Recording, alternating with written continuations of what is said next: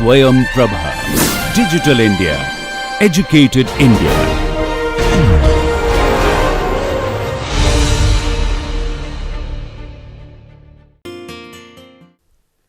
Good morning to everyone. We are in the we are dealing with the course on advanced hydraulics, and in the fourth module we are studying the hydraulic jumps. In the last class we have discussed on the use of hydraulic jumps as an energy dissipator. We also introduced to you the concept of stilling basins, how the jump positions are varied for a fixed tailwater condition, how the fluctuating tailwater conditions can also influence the jump position, what are the different types of jumps that are normally used for energy dissipation, and also we have briefly introduced to you jumps in sloping channels. That portion we have to continue today, means we have just introduced to you how the jump can occur in the sloping channels. So, in the jumps in the sloping channels, if you recall them, it is formed when a supercritical flow from steep channel merges with horizontal channel, or in the or it can be a mild channel also. The momentum transport equation was given for a control volume, right? If you recall them, the control volume was specified and momentum transport equation was given in the following form. So, you know that the net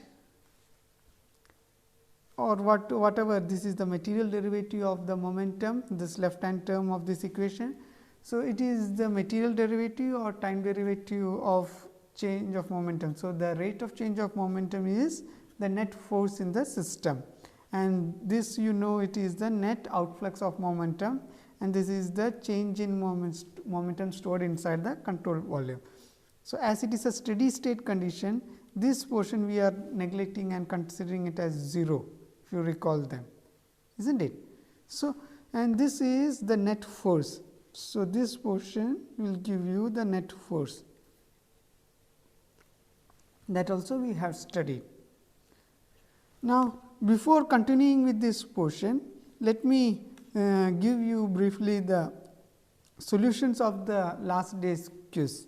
It was due to the time constraint, the solutions were not mentioned in that lecture. So, I will just briefly describe it. So, the first question asked in the quiz was, based on the fixed tailwater depth, enumerate the different cases of jump positions in a stilling basin. I hope you can easily answer them. If you know that y 2 dash and y 2, the tailwater depth as well as the sequent depth, you have studied that, right. So, based on that, if the tailwater depth and sequent depth are same, if y 2 dash is equal to y 2, then jump will occur in the stilling basin itself.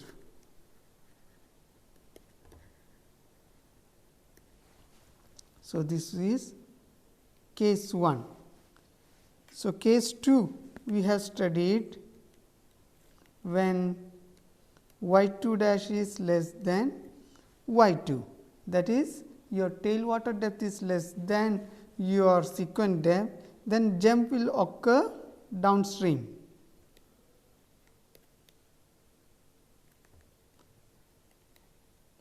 At the downstream of stilling basin. So, that is it will be pushed further. So, it may not even occur in the stilling basin itself. Case 3 which we would like to enumerate is case where the tailwater depth is greater than the sequent depth of the hydraulic jump, then the jump is forced upstream. There may be even cases where submerged jumps may occur also, right. So, just this is the answer for that question. Next question we had asked was, why the weight of water in hydraulic jump is neglected in horizontal channels, while it is significant in sloping channels. So, you just need to draw the figure horizontal channel jump occurring there. Just show that in the hydraulic jump, the weight of water is acting vertically downwards, the flow is horizontal. So, there is no component of weight in the flow direction, whereas in the sloping channel the same jump occurs, and if you take the volume, you will see that the weight is acting vertically downwards. However, there is a component w sin theta that also contributes to the flow, or it is in the direction of flow. So, therefore, you cannot neglect weight of water in hydraulic jumps in sloping channels. So, you have seen the solutions of the last day's quiz. Now, coming back into the hydraulic jumps in sloping channels. So, as we can see it from a side section, the jump, the weight of the water is significant, as you can see it here. I am just describing a control volume given in the red color here. So, that control volume, if you take into account, so the control surfaces, I am just taking the control volume. So, here you have depth d1, here you have depth d2, right, and there is weight of water acting downwards. So, when you applied the momentum transport equation in this control volume, you have seen that the portion across the control surfaces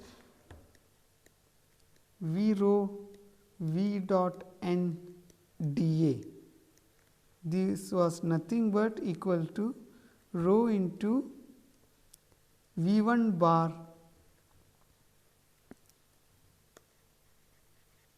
okay, I can just show it exactly, V 1 bar into minus V 1 bar A 1, then plus rho V 2 bar. So, bar means the average velocity of that section is being taken, V 2 bar A 2. This was this you are quite clear.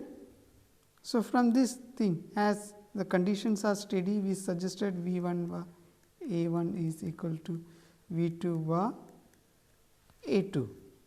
So, you can directly substitute these quantities also if you require. So, I can write the net outflux of momentum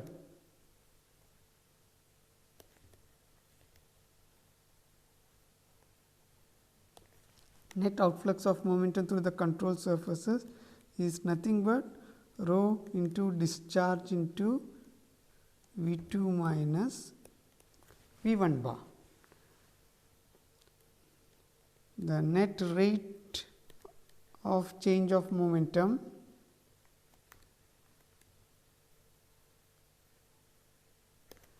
is equal to the rate of change of momentum is equal to the net force in the control volume. For example, in the direction of flow. So, in the direction of flow,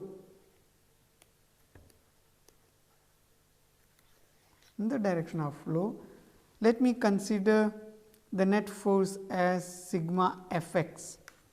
So, therefore, sigma Fx, it consists of, just look into the picture here, it will consist of pressure force that will act on this control volume, pressure force that will act on that control surface there, pressure force that acts on the control surface there here. As this is a predominantly one dimensional case, we are not considering any flow perpendicular to the screen, whichever you are seeing here, you are considering only a unit width in the perpendicular direction to the screen here, and the top and bottom boundaries, they are not allowing any flow passing through them. So, the pressure forces will be on this location and as well as on this location. So, I can give this as Fp1, then Fp2, you have component of weight in this direction. So, the net force will be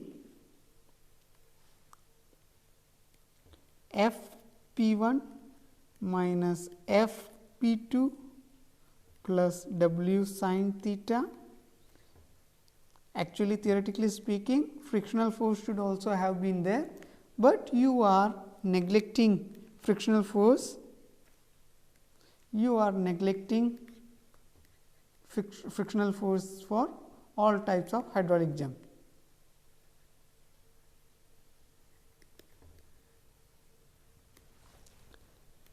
So, we can now suggest sigma Fx is equal to Fp1 minus Fp2 plus W sin theta is equal to rho times discharge into V2 minus V1.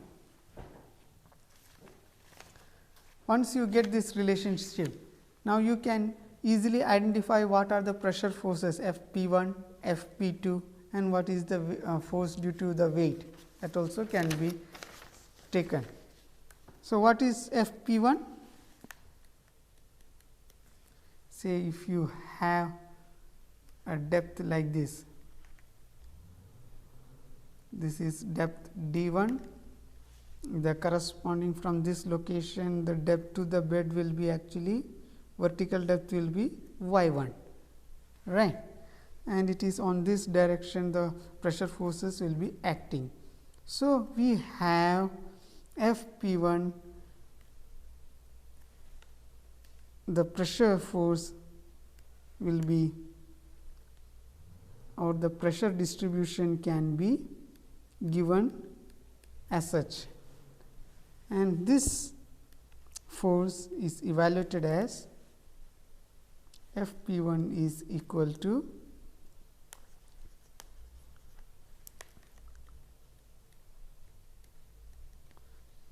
half times rho g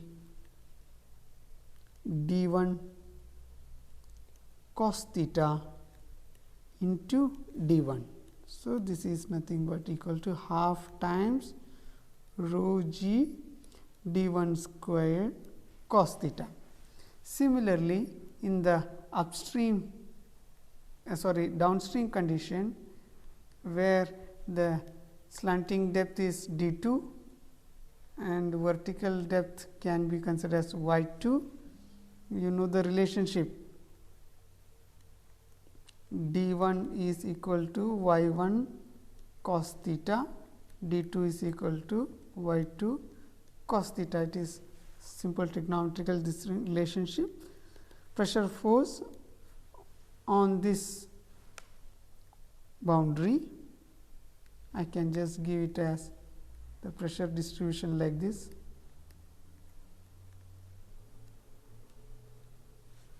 There also Fp2 is equal to rho g d2 square cos theta. What is the weight of water? How do you take into account weight of water? If the jump was in a horizontal channel, and if the profile, hydraulic jump profile is a straight line like this, if it is a straight line like this, then it would have been much easier for you to evaluate the weight of water, right. In such situation, W is nothing but equal to here, this is y1, this is y2, and say this is the length of the jump L. So, W is equal to half times, you are taking per unit width of the channel or stream, you are taking the conditions. So, the weight per unit width of the channel or stream, this can be given as half times rho g L into y1 plus y2. So, this is the theoretically possible weight of water for such a ideal situation where the flow profile is a straight line. Now, in the sloping channel, we already have a slope. Not only that, the jump is not having a straight, means the hydraulic jump profile is not a straight line. So, taking into account all these factors, we can approximate W is approximated by a relation such a way that W is equal to half times rho g L into d1 plus d2, same as the above case, but this will also be multiplied by a factor k. So, k a factor, it is greater than 1, usually greater than 1, and this factor is being taken so as to account, accounting for slope as well as profile variation. Okay. So, we are taking a factor like this. So, we can now write, say W is equal to half times rho g k times L into d1 plus d2. So, you also have F P1 is equal to half times rho g d1 squared cos theta, F P2 is equal to half times rho g d2 squared cos theta.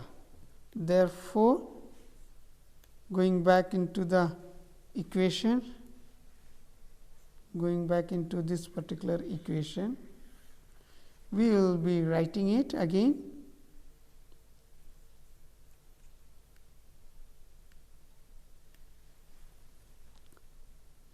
Rho q V1 bar minus V2 bar is nothing but equal to half times rho g d1 squared minus d2 squared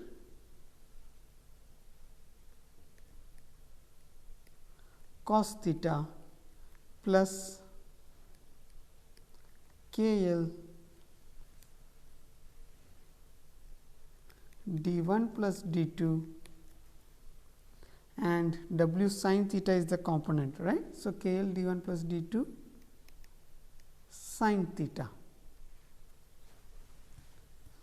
So, we can eliminate rho from the equation. You will see q times V1 bar minus V2 bar is equal to g by 2 d1 squared minus d2 squared cos theta plus KL sin theta d1 plus d2, like this you can write. So, we have already seen q, it is function of q is nothing but V1 into A1. Now, as we are taking unit width,